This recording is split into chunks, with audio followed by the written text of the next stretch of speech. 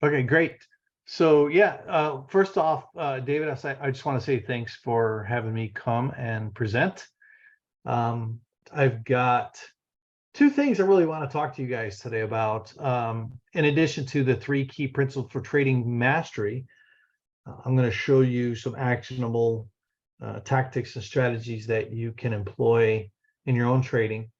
And then maybe in the last 15, 20 minutes or so, what I'll do is I'm going to show you something that we're doing that will allow you to scale that.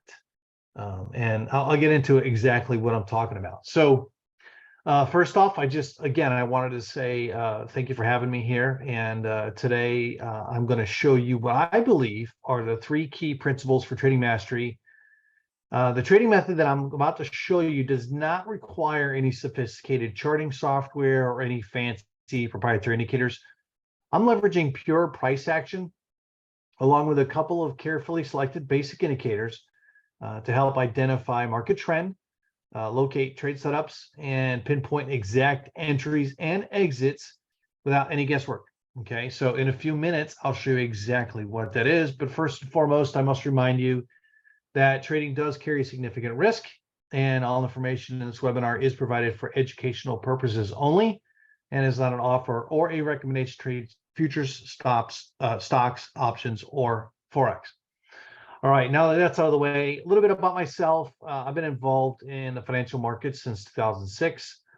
Over all these years, I've made just about every mistake possible in my own trading. So I've learned what works and what doesn't. And today, guys, I'd like to show you one simple thing that has worked extremely well, and it's also stood the test of time. Okay, if you focus on this one thing, these three key principles for trading mastery, your trading will become more predictable and consistent. Okay, and believe me, you'll have a whole lot less stress. The idea is you want to blend with the market, okay, instead of trying to beat the market. All right, so let's get into it. So you've heard this before, the trend is your friend, right? So why do so many traders try and pick tops and bottoms when it's just as much easier to enter the market in an established trend? Don't fight the momentum. Yeah, I struggled with this at first. I'm a contrarian at heart, so I struggled with this. Learn how to read market context in a chart and then ride the natural ebb and flow of the markets. Easier said than done, but I'm going to show you some principles today that you can take with you to do that. Our goal as traders is to not beat the market, but blend with the market. Okay, kind of like a surfer rides a wave. All right. So how do you identify the natural ebb and flow of the market? How do you identify the trend? How do you know when a market is moving up, down, or sideways? I use a combination of price action and a couple of carefully selected indicators that help confirm what I'm already seeing in price. Okay, keep it simple. All right. After all, most traders make trading much more difficult than it really is, and that's why they're not consistent. So you've got to keep it simple. Okay. Now, what if you had clear and objective rules that allow you to make trading decisions based on proven time-tested market principles? Okay, do you guys think you could follow them? What I'm about to show you will allow you to make consistent profits and systematically build your trading account. Okay, all it takes is three key principles for trading mastery, which are more or less having an understanding of market context and the natural ebb and flow of the markets, knowing how to use these three key moving averages, and then I like to use the relative strength index for timing your entries and or even exits. All right, so let's dive into it. First and foremost, to understand market context and the natural ebb and flow of the markets, the market is continually making higher new highs and lower new lows.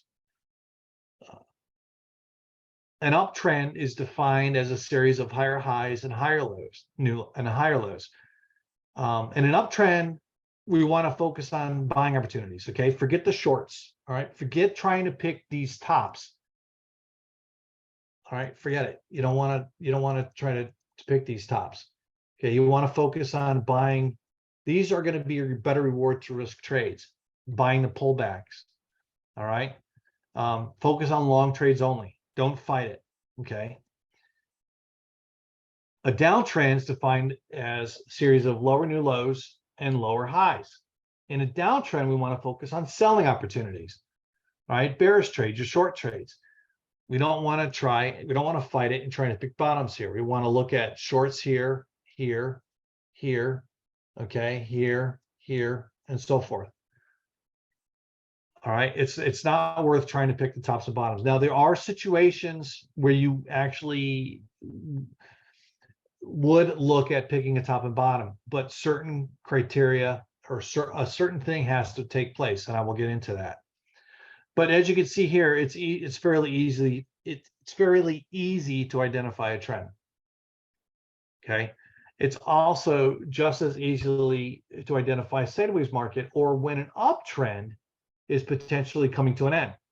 You just have to know what to look for. For example, look at this example. We have an uptrend, okay, moving into a sideways trading range. Notice that after the highest high was put in here, the market made relatively equal highs and equal lows before eventually breaking down, right? Notice the retest here, okay? This is a retest.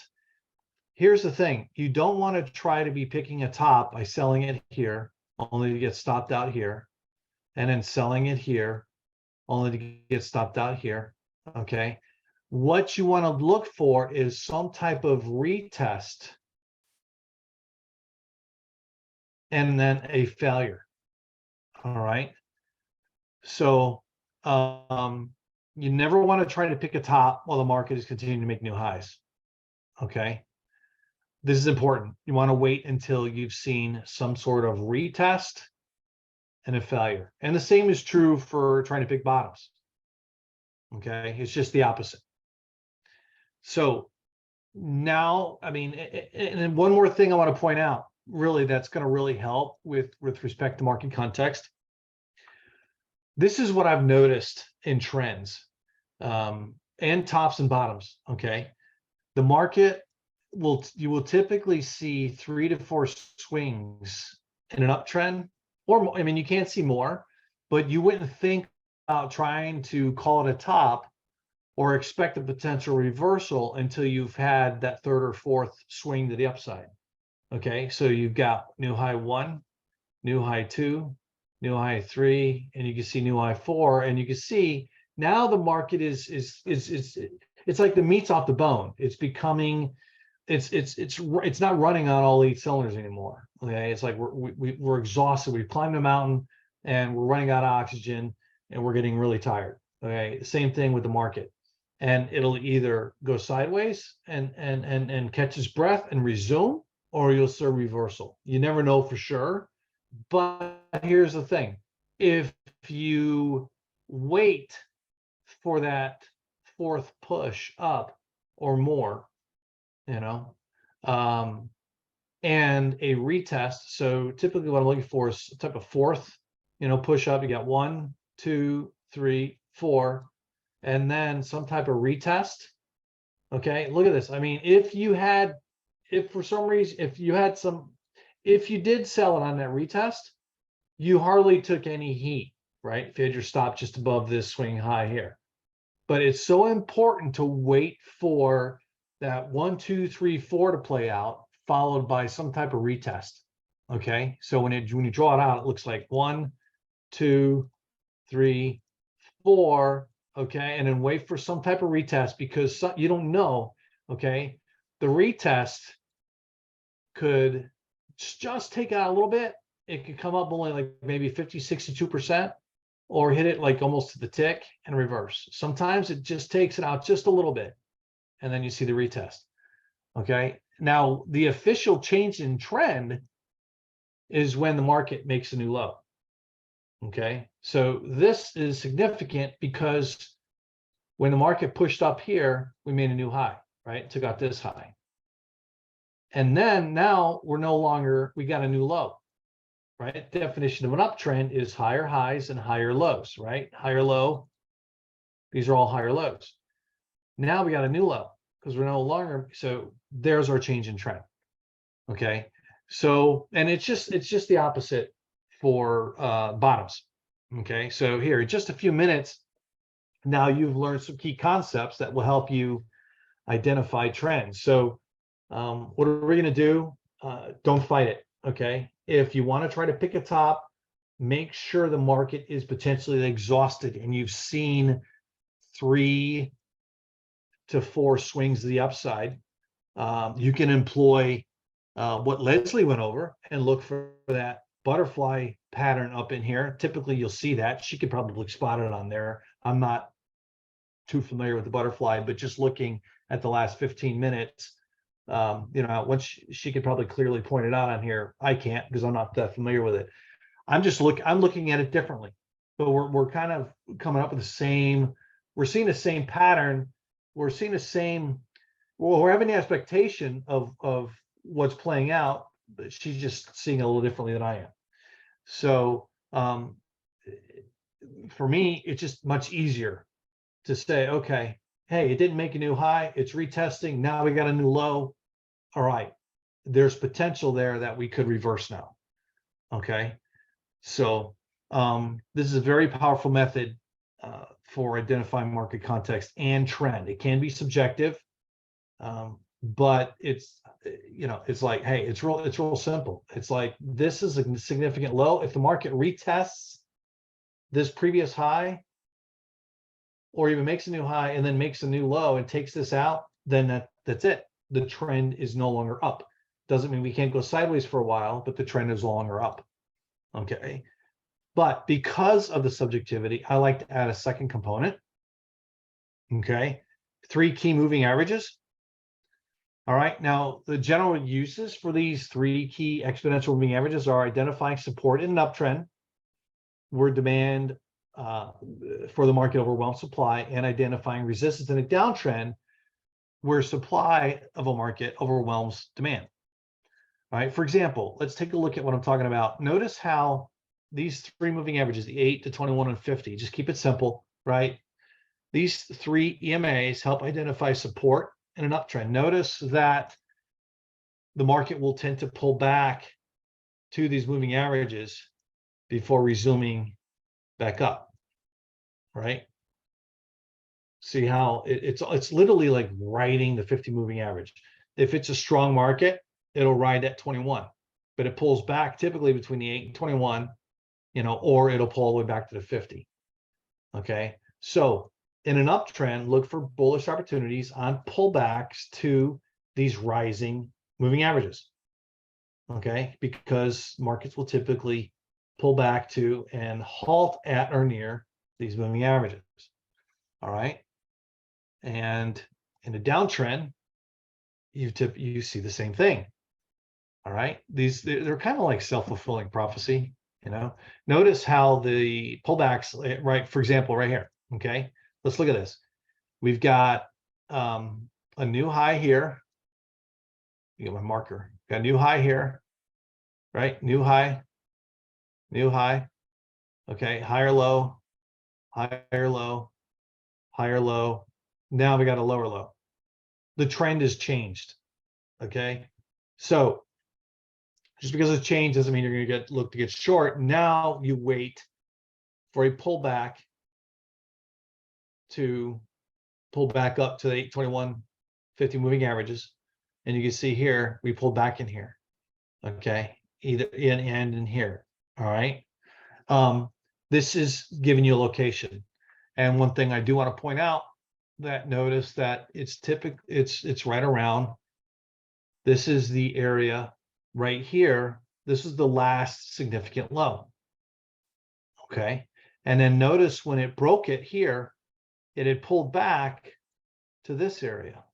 So this area right in here, this low and this high, the high of that bar right there, there's your resistance area. Okay. So you can use price action to identify those areas of resistance. All right. And they're in confluence with the moving averages. Okay. This is just location. Well, you've got trade direction and location, right? You're looking at this time frame. And I'll get into it when we get into it. We'll look at two different time frames, but you're looking at market context for trade direction and location. Okay, and we're not talking about entry yet, just trade direction and location. So after the market broke down here, right, we're going to be looking for shorts on a pullback into these areas. Okay, so let's move on.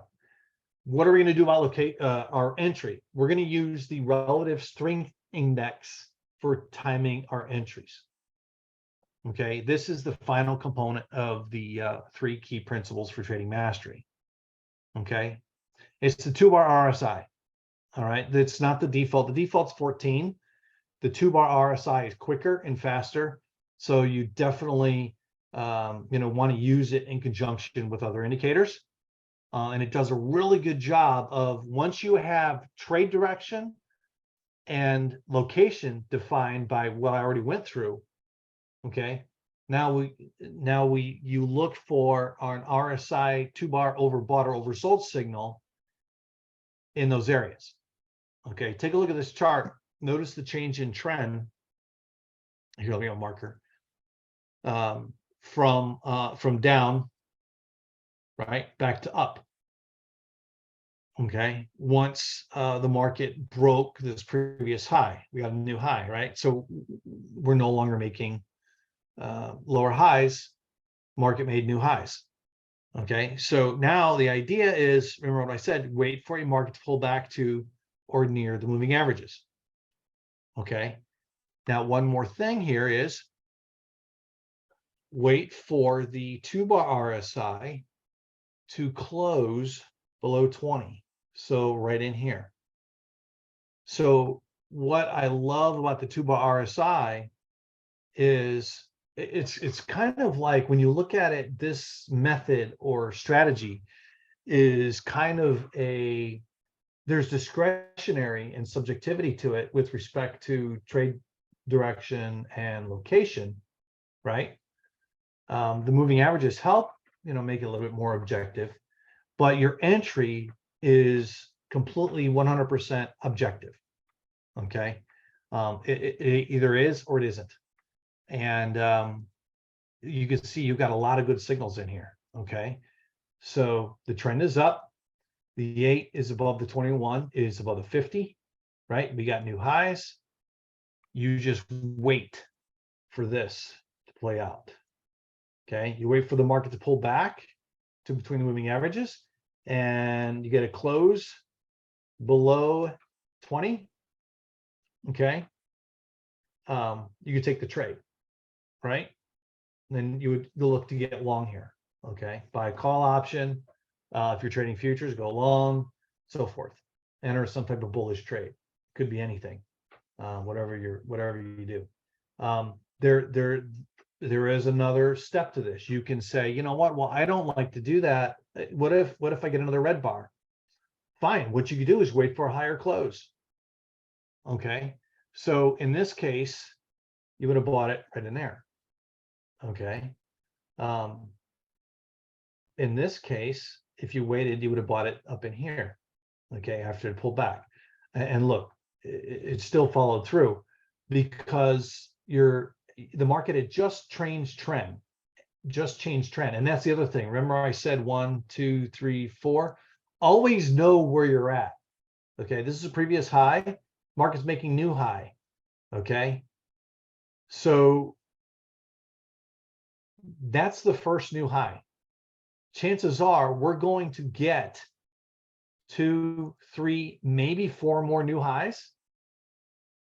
Okay, and if you're into measured moves, what is a measured move? You could take more or less the move from here to here, and you draw a line, and then look at the pullback, and then look at that same measured move up, and that would give you an expectation where this is 1 and this would be 2, right? Now market didn't get there, but that's the expectation. It eventually got there. Didn't get there in this. We didn't move up in the same ease of movement. We didn't have the same ease of movement here. But if you went long in here, okay, If you went long in here or here, your expectation is somewhere up in this area, just based on the distance that it traveled on that initial move. Okay. And if this is 1 and 2, you might get, maybe a 50% pullback and another push up to this area. Okay. So when you're at the beginning of a trend, if you keep this in mind, and you have to have expectations. Typically, at the beginning of a trend, right? If you can catch that first pullback, you're going to get 2 to 3 more new highs. Okay, at least 2 more new highs, maybe 3. So that's something to keep in mind, and if anything, that'll help you hold on to your trades longer. I would encourage you to go back, look at charts, look at measured moves, take a measured move off that initial swing, okay, like that, and then start looking at and start drawing them on your charts, and you'll see what I'm talking about. But notice this, every time with the moving averages stacked like this, the 8 above the 21 and 50, every time it pulls back and the RSI closes below 20, okay, now here it didn't pull back, so there was no trade there, but here we pulled back, so you've got another trade there. And look, okay, so when you go back, you look at this and say, okay, well, this is 1, maybe this is 2, this would be 3, this is 4. At this point, the meat's getting off the bone, right? So when you've got 3 to 4 pushes to the upside, chances are the meat's off the bone. If it's the third or fourth pullback, don't overstay your welcome and take profits off quicker. Okay, maybe on a retest, that kind of thing. So, and here's an example of the trend changing from up to down.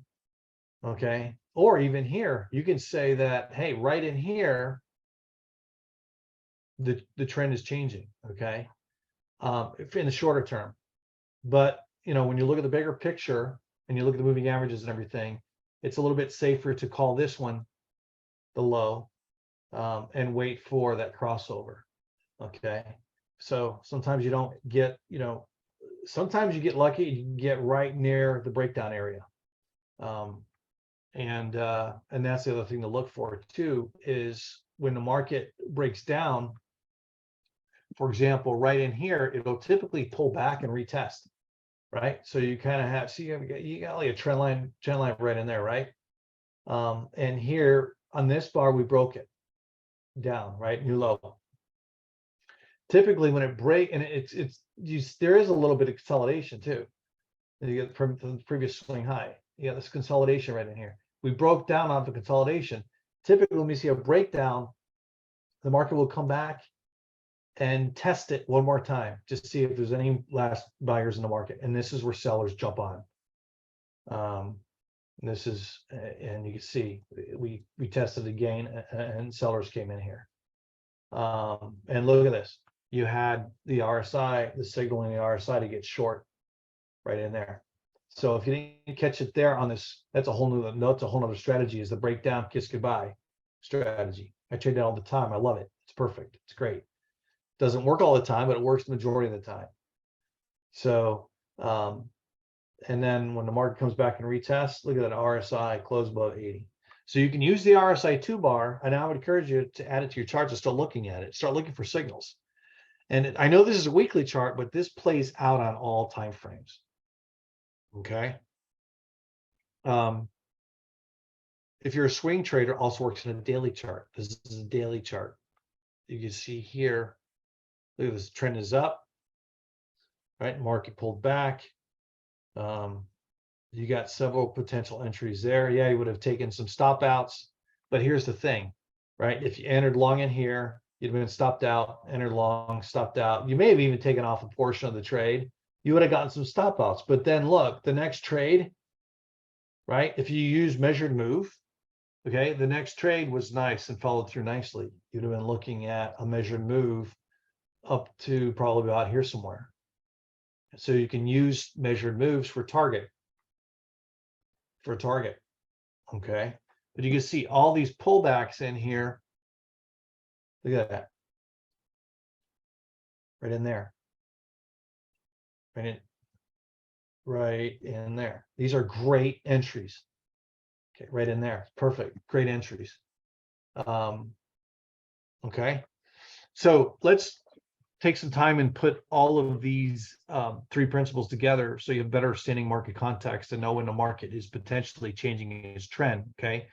So this way you know where to look at enter trades.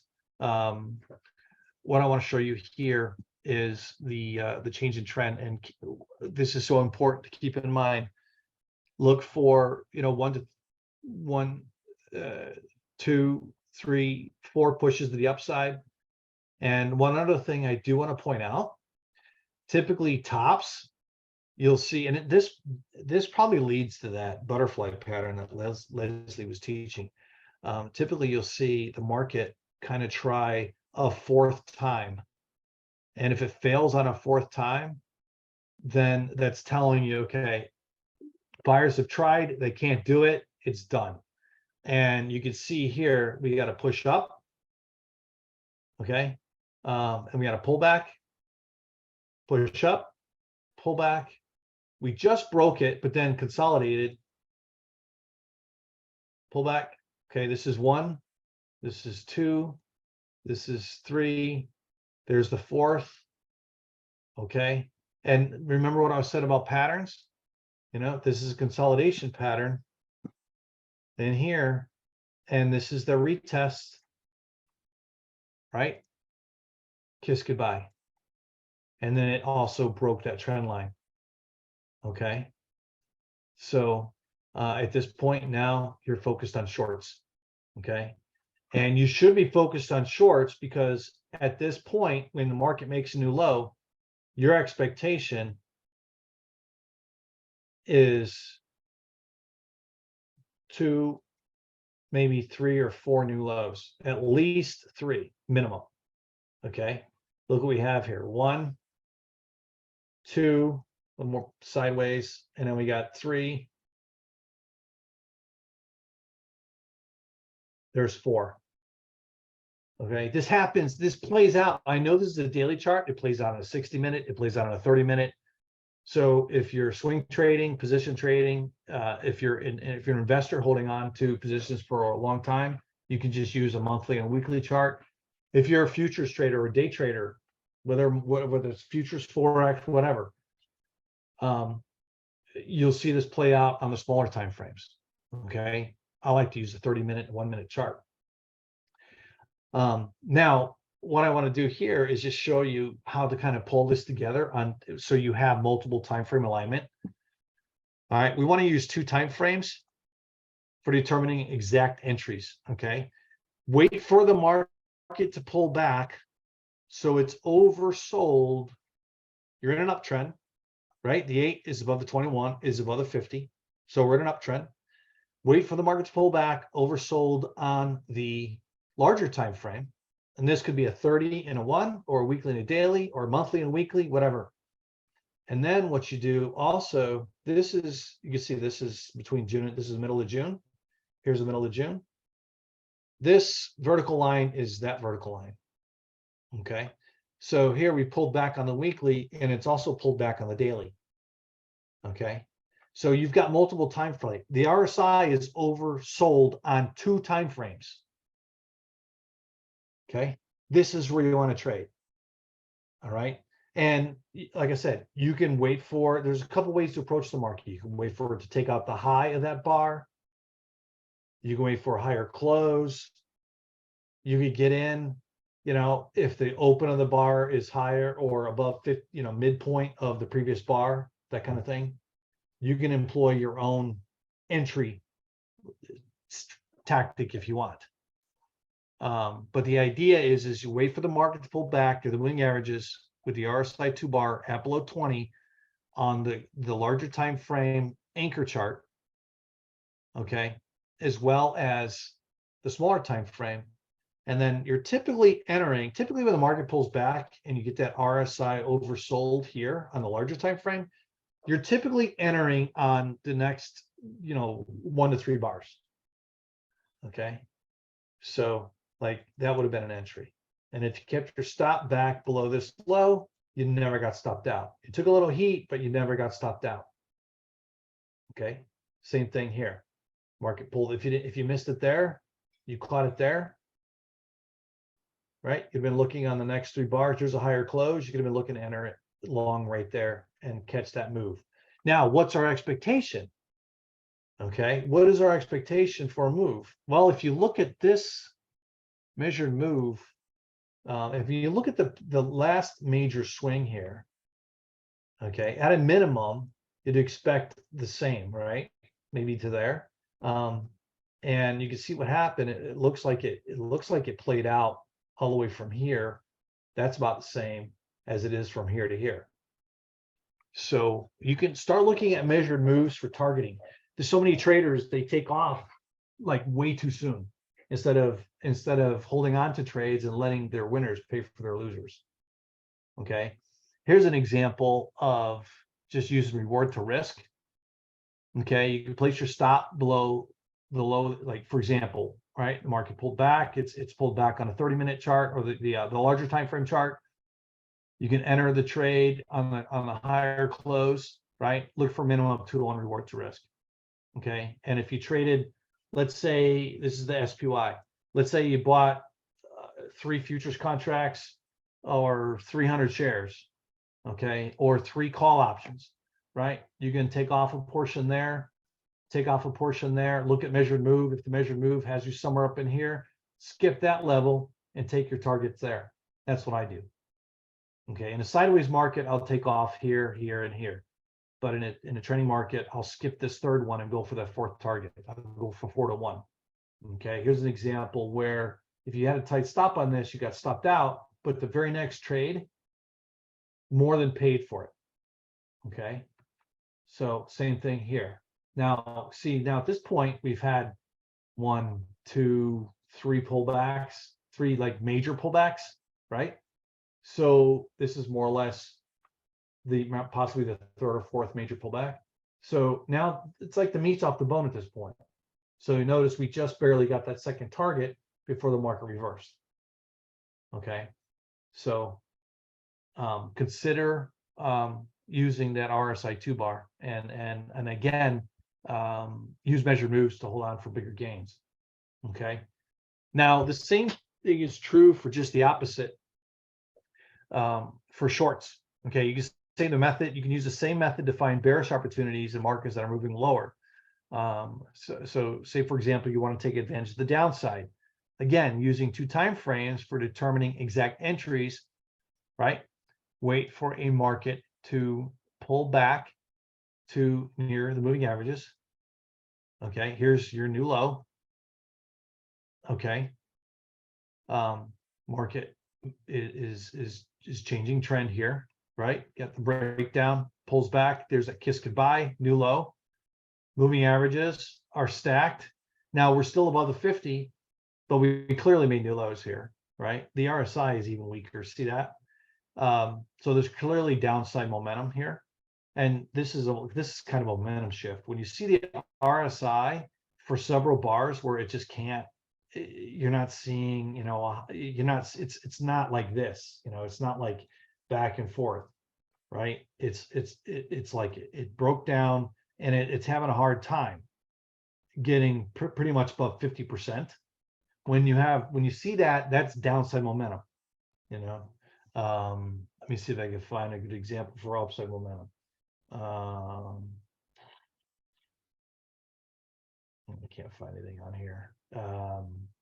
Well, here's kind of upside momentum here.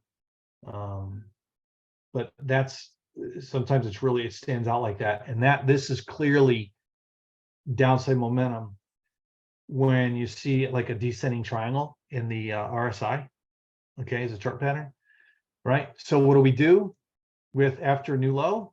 We wait for the market to pull back. We wait for RSI 2 bar to become overbought on the larger time frame, okay, and the smaller time frame. Okay, you can see here it's going to happen on the smaller time frame first. So wait for it to happen on the larger time frame, and then take the trade on the smaller time frame. And then take it on the smaller time frame, and you would have been looking to get short right around in this area. Okay, and you would have been able to catch pretty much the majority of that move down. All right. Here's an example where there were potentially two entries here. RSI is oversold, or sorry, overbought. RSI is overbought. Okay, and you even have divergence too. You can see that if you're into divergence, you have divergence. And the idea here is that you can be looking to take trade, with a lower close. Okay, right in there. There was another trade right in here following, a little bounce in here. Because at this point, the RSI is overbought. Okay. And then if you scale out of trades, or if you want to use measured move, now what would a measured move look like from here? Look back to the left. Okay, you've got this move down, you've got this move down.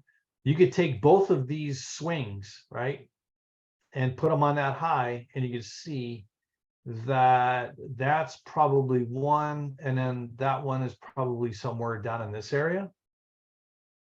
And so that gives you a target area of around here for a target. Okay, so you should have at least caught the move down to here, somewhere down in this area. All right, from here, nice big move that pays for these. If you get little losses like this from here to here, that pays for your losing trades. Okay, one of those will pay for 3 or 4 losses of small losses. Okay, so, and it, again, guys, it doesn't matter what time frame it is. The markets are fractal. Okay, so what I've shown you here can be applied to any time frame. All right, the key is multiple time frame alignment and using 2 time frames minimum, okay, to help you determine your trades. Okay, Michelle, on shorter time frames, do you find that shorten or lengthen your EMA time frames? No, you use the same time frames. Day 21 and 50 are they're robust. You can use the same time frames. Okay, for day trading, I like to use like a 30-minute chart and a 1-minute chart. Okay, so that's pretty much the strategy. All right, you want to keep it simple. All it takes, again, guys, is a good understanding of these 3 key principles for trading mastery. Now, if you liked what I just shared with you, okay, we've got the perfect thing that will help you scale this.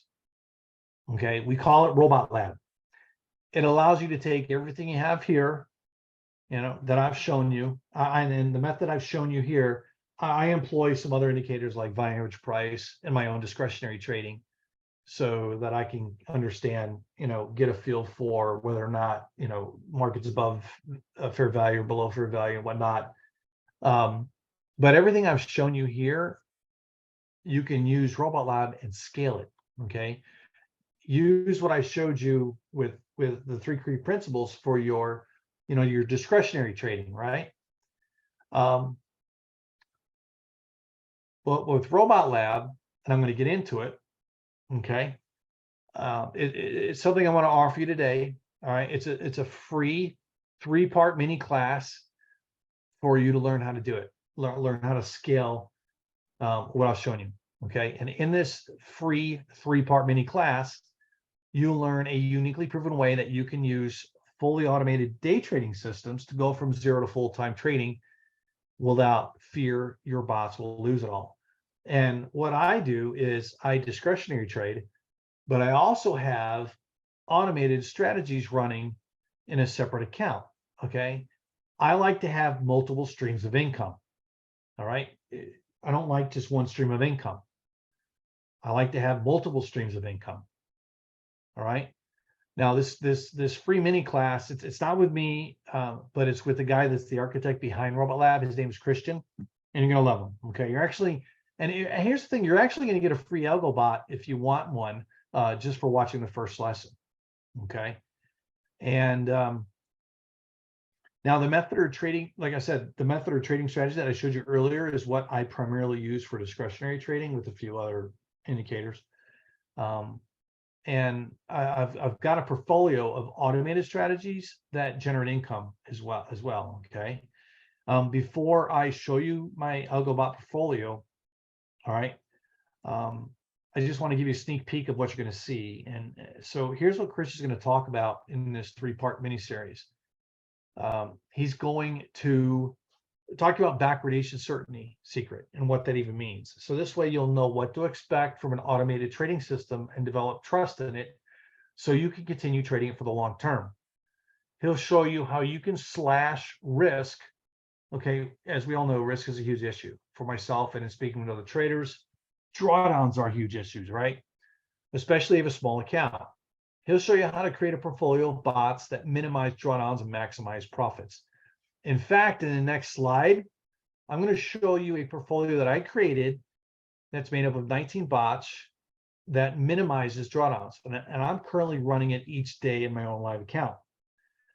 Christian's also going to discuss with you the #1 automated day trading system mistake that traders make, and he'll show you how to avoid it. This is something that I had to learn the hard way.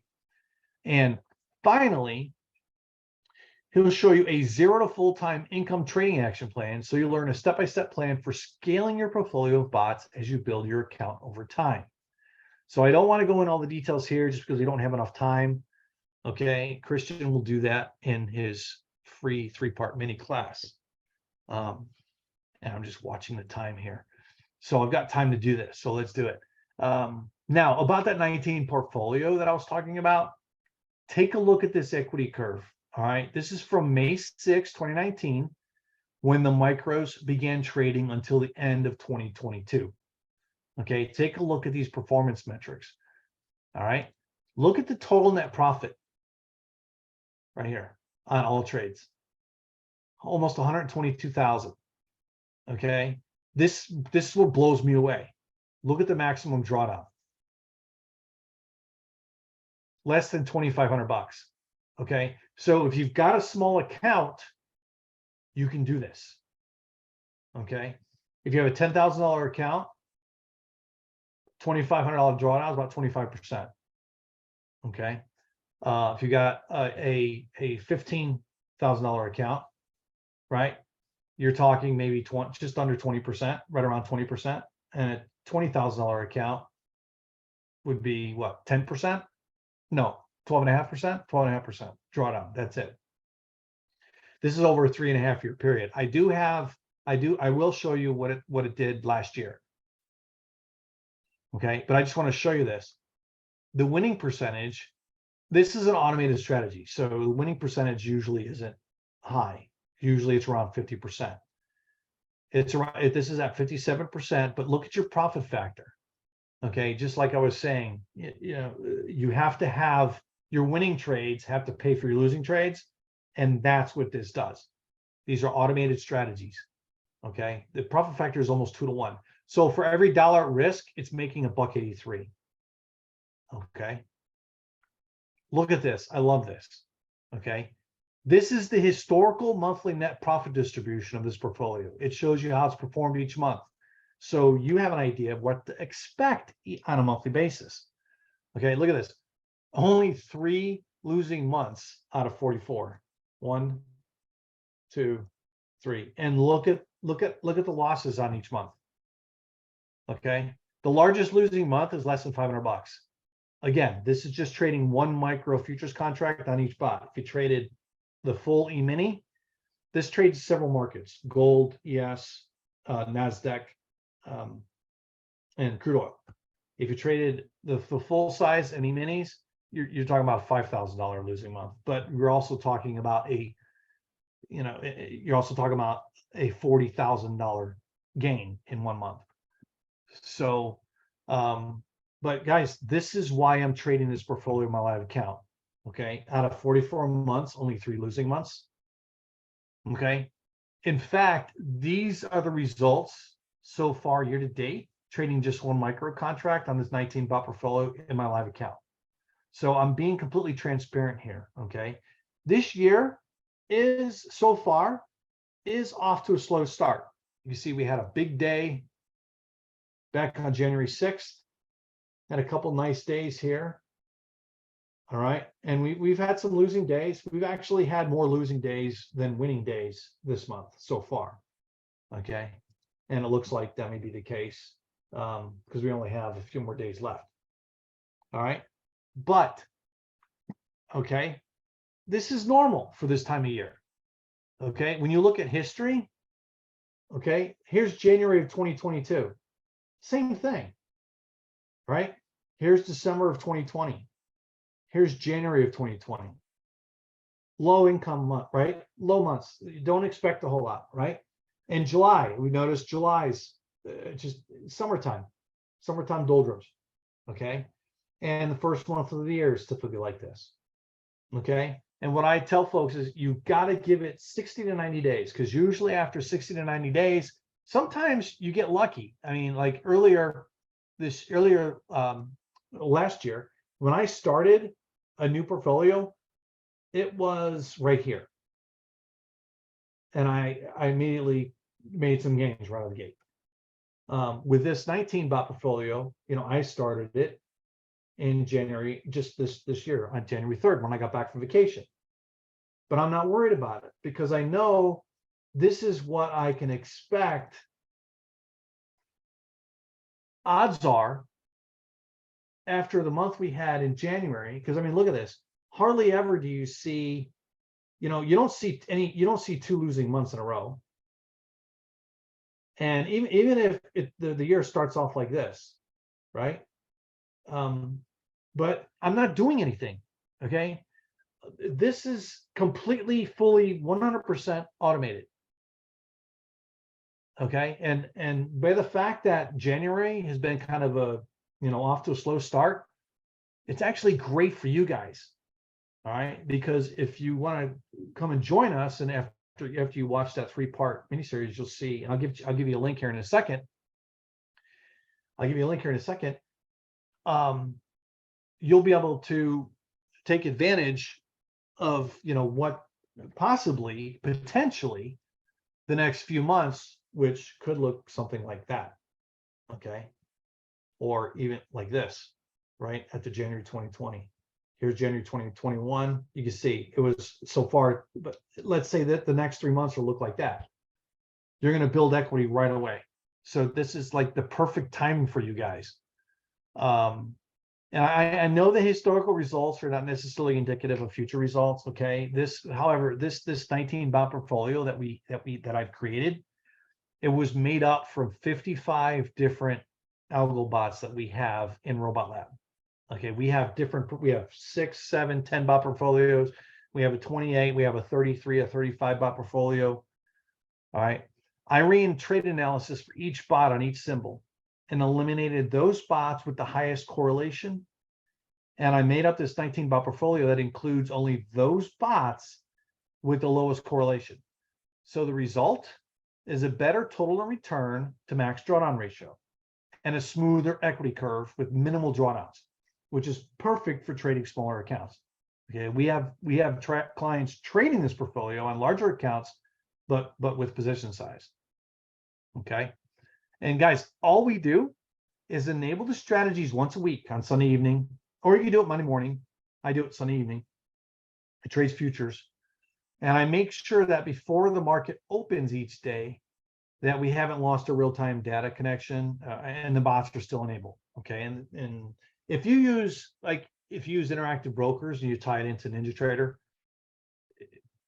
interactive will kick you out. But if you have a NinjaTrader brokerage account, it's solid. Usually when I enable it on Sunday morning, it's still enabled, and I keep it enabled all week because these bots only trade certain hour, 9:30. The majority of these bots, we do have bots that trade overnight. We have some gold bots that will start trading around 3:30 in the morning till like 1:30.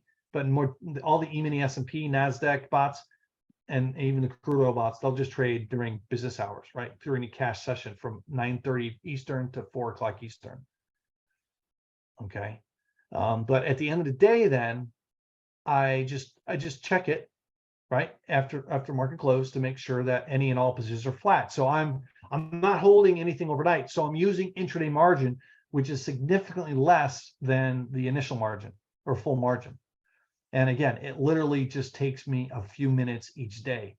So here I'm able to generate, potentially, extra income like this each month by literally not doing anything, or just a few minutes a day. Okay. In addition to my discretionary trading.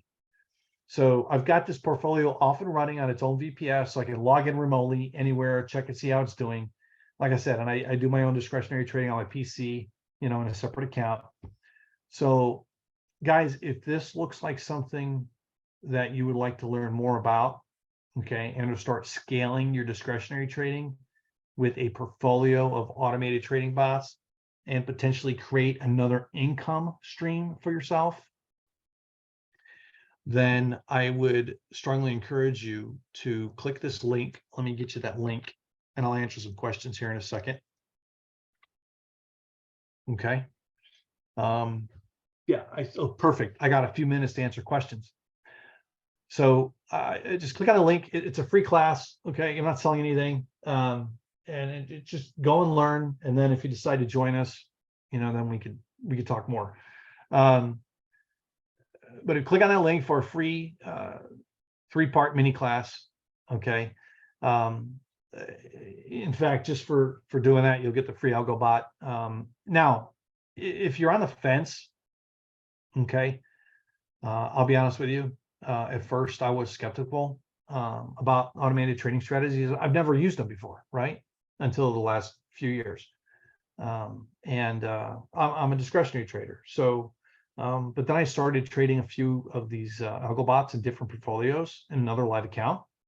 And I started to see results, okay, positive results. And I tested them out in sim first. Yes, you can test them out in sim first, Sean. And yes, they trade both long and short.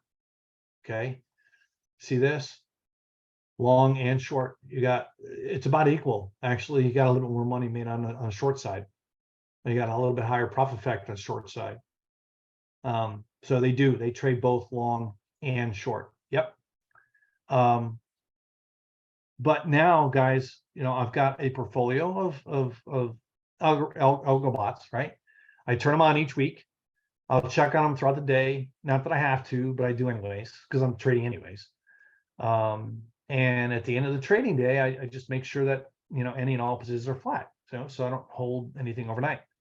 I like to say that these guys are my employees. One thing you got to keep in mind, not every day is a winner, right? But you can do the back tests on the portfolio and determine, okay, what's the expectation? What's the biggest losing day? What's the biggest losing week? What's the biggest losing month? You can, based on historical information, you can identify that and determine that. So then you can position size accordingly, or remove bots that that have higher drawdown, and just trade those bots with better total net return to max drawdown ratio. So, and overall though, the portfolio is making money. Okay, so now I've got another stream of income that, like I said, it literally just takes a few minutes each day. So is there anyone here that would like another stream of income that takes only a few minutes each day? Okay. If you do, and or just want to learn more about fully automated day trading systems, go ahead and sign up for our free 3-part mini class. Okay. And yeah, I think each session is like 30-45 minutes or something like that. So thanks, David, for posting that. Okay. All right. Question from, do I have a few minutes to answer some questions here? Looks like David, I got a few minutes. Yeah, you have a few minutes left. Awesome. I was worried I was going to run out of time. From 132906, how do we learn more about purchasing the bot and minimum requirements to start using it? Well, first off is click that link, and because it's not one bot. Okay, it's a portfolio of bots. This is not just one bot. All right, this is a portfolio of bots, and it's 19. And when I came up with this, I shared it with everybody because we have live classes, all that. And like I said, they all jumped on it. There's some of them. There's a 15 bot portfolio that's a little bit higher correlated, and the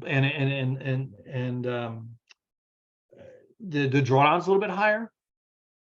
But man, you really get some really sweet, like when the market trends that day, you get some really nice trades. And then when the market doesn't trend, you know, you will get stopped out and you may have some losses. And it's got a little bit higher drawdown, not much higher, but a little bit higher drawdown. But those bots are a little more highly correlated. I was looking for a smoother equity curve, and for traders with smaller accounts that wanted to stay, you know, that wanted to risk no more than 25% of their account. So I created this portfolio, and we've got some other portfolios that we've created as well. Several portfolios, different portfolios that trade different bots. So, and they trade futures market on NinjaTrader, S&P, NASDAQ, gold, crude. We've got some bots that trade to 6E, you know, the euro, and some other markets.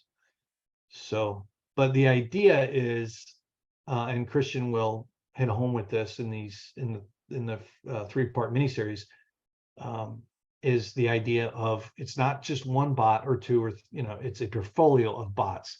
That's the key. There's your edge. That's where that edge comes from. It's a portfolio of algorithmic bots.